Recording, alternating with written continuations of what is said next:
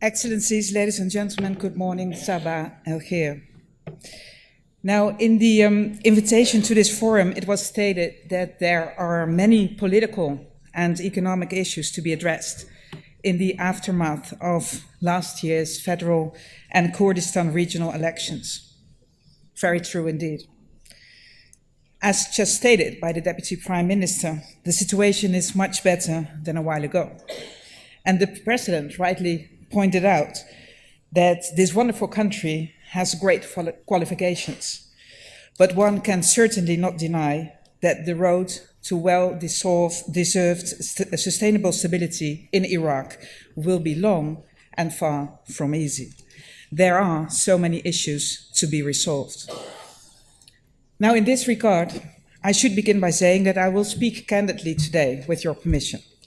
My comments aim to be both challenging and a bit thought-provoking, so that we can attempt constructively to address some of the problems within the Iraqi processes and institutions. As only by focusing on these systemic concerns will it be possible to revive public trust in the government, to revive public trust in state institutions, and to restore faith in the nation as a whole. Now, clearly, decades of conflict and economic hardships have caused deep scars in Iraqi society. Iraqis have sacrificed a lot. And also the more recent sectarian legacies, ethnic tensions, and internal political strife have added to the distrust among the religious and ethnic groups, have added to the distrust between political leaders and their constituents. At the same time, in this period of post-conflict recovery, Iraq finds itself at a critical juncture, finds itself on a path whereby realism and great determination will be necessary in facing the challenges ahead. And not only that, political and societal will is a precondition. Obvious ownership and engagement of all Iraqi components and communities will prove crucial.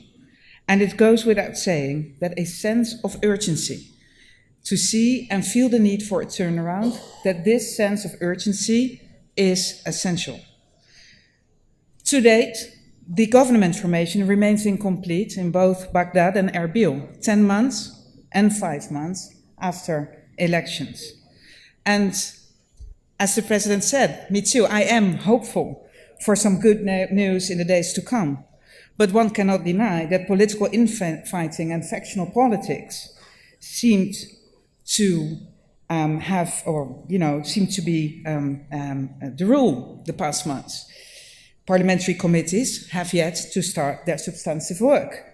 Now, is it any surprise that the sense of public disillusionment remains high? Is it any surprise that people do not believe that the political process serves them, or that it can bring about institutional change?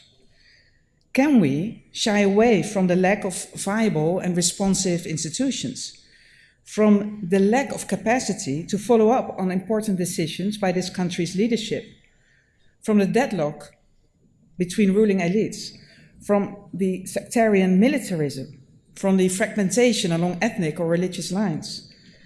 I would say no, as all of this continues to play out at the expense of the Iraqi people.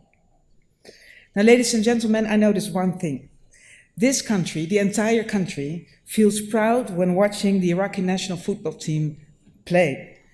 At the same time, many people continue to tell me that they do not see how a national identity can go hand in hand with other affiliations. So one big question to me is, how can we collectively promote a sense of pride and confidence in the country? After all, I think Iraq needs a renewed sense of patriotism to re-emerge stronger. Now, as divisions in the country remain an underlying problem, part of the solution must be to engage in sustained and meaningful national and community reconciliation, to bridge the differences and grievances, to accept others, and where needed, to apologize to others, to respect each other's special history, to build social cohesion, and thus to move towards a sense of national unity. And yes, within this context, political, community, and religious leaders should play a central role to build tolerance and counter extremist ideologies. For leadership failures and the rise of violence are unfortunately closely connected. Community activists, including youth leaders, require much greater support than at present. The lack of meaningful participations by some minority groups is also of serious concern. And sorry to say, but excluding women from the political process is to ignore half of Iraq's potential, half of Iraq's talent, and half of Iraq's energy. And the country cannot afford to do that. Now, the good news is that last year, major political parties, for the first time in national elections, did reflect upon the diversity in Iraq. As a consequence, the sectarian divides of the past were replaced with cross-sectarian political alliances. The need for a national narrative was clear to many. And the examples that the President just now mentioned are a case in point. However, half of the voting population decided not to exercise its democratic right, thereby sending, in a way, a signal of a growing grassroots skepticism over whether politicians are able to meet the people's expectations. Now, ladies and gentlemen, hundreds of millions of dollars in aid and development funding have poured into Iraq in recent years, but living conditions across much of the country remain poor. Now, Iraq is a country with a very substantial revenue from its hydrocarbon sector, and yet many of its citizens live in poverty, illiteracy, ill health, and unemployment. Now, how is that possible? Part of the answer is corruption. Corruption is pervasive across all levels in Iraq. One shall not be allowed to unjustly enrich himself at the expense of another, and yet it is happening in so many ways. Transparency International reported that out of 200 countries, only 12 are more corrupt than Iraq.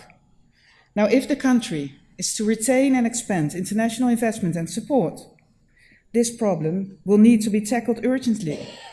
Also because representatives of donor countries are continuously telling me that they are getting tired of fighting the system for the privilege of helping the country. Now, as the President just said, this fight, the fight against corruption, is extremely important and will not be easy. But if there is any hope to revive public trust, the interests of the Iraqi people and the nation as a whole should be placed above individual enrichment. Ladies and gentlemen, citizens call for tangible improvements in their everyday life. They ask for water they can drink without fearing it will make them ill. They ask for having access to irrigation water for agriculture.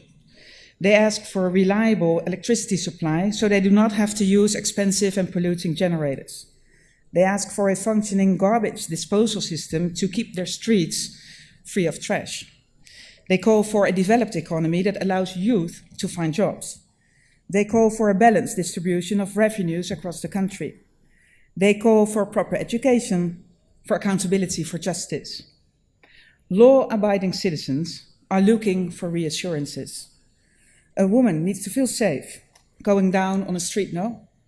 Speaking her mind and dressing the way she wants. A writer needs to be reassured that his life is not threatened for airing his views in public. And parents need to know that their children can go to school or a hospital in safety. These are the basic things in life. And you know, whether we like it or not, but simmering anger easily swells. And the failure to act will inevitably lead to a new cycle of violence. Ladies and gentlemen, another major concern with regard to Iraq's security and stability relates to those armed groups operating outside state control, some of which have transitioned to little more than criminal gangs, expanding their economic and social influence throughout the country. For instance, as we speak, Iraqi citizens are confronted at illegal checkpoints by armed men extorting their money. Displaced people returning to their homes are suddenly expected to pay so-called loyalty fees. Farmers in the fields are being forced to pay bribes or lose their livestock. Now, these practices are adding to the many hardships that returnees and other vulnerable populations are already experiencing on a daily basis. It is a very serious problem one cannot afford to ignore. So resolute action against all this is of the greatest importance for a stable Iraq, for boosting the morale of Iraqi people. Ladies and gentlemen, as well as domestic stability, Iraq needs to promote regional security through expanded relations with its neighbors, as well as others.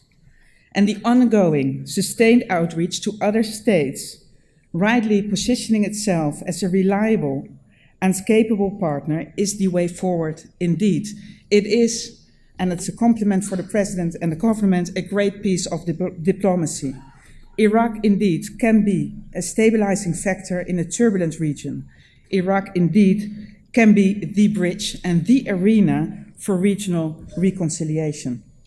Now, at the same time, Iraq faces serious challenges in preventing its territory from being used as an arena for different competitions, though it is imperative that Iraq be allowed to pursue its own national interests without outside interference. Putting an extra burden, unnecessary burden, on Iraq is the last thing the country needs. Now, ladies and gentlemen, in conclusion, I believe that the key to national recovery and progress is through building public trust and social cohesion, ensuring delivery of public services, kickstarting the economy, tackling corruption, and establishing state institutions that are fit for purpose without delay.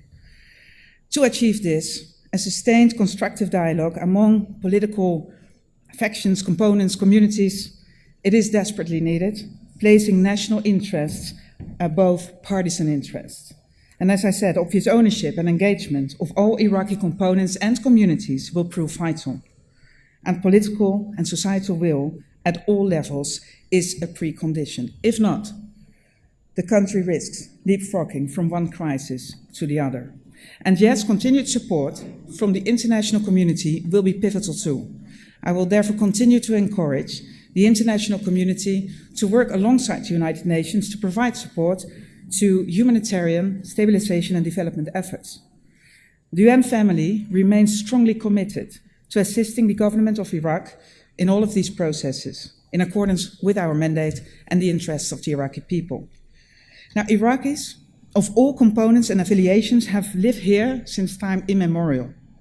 And I sincerely hope that a tipping point will be reached where the people of Iraq, regardless of their ethnic, religious, or political affiliation, where the people of Iraq commit to investing in a common destiny, in Iraq, where peaceful coexistence is the norm.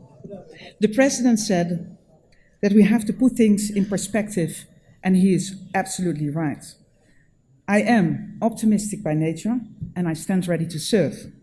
Iraq has immense opportunities, great potential, and this beautiful country, with all its diversity, is very close to my heart. Thank you so much. Shukran jazilan.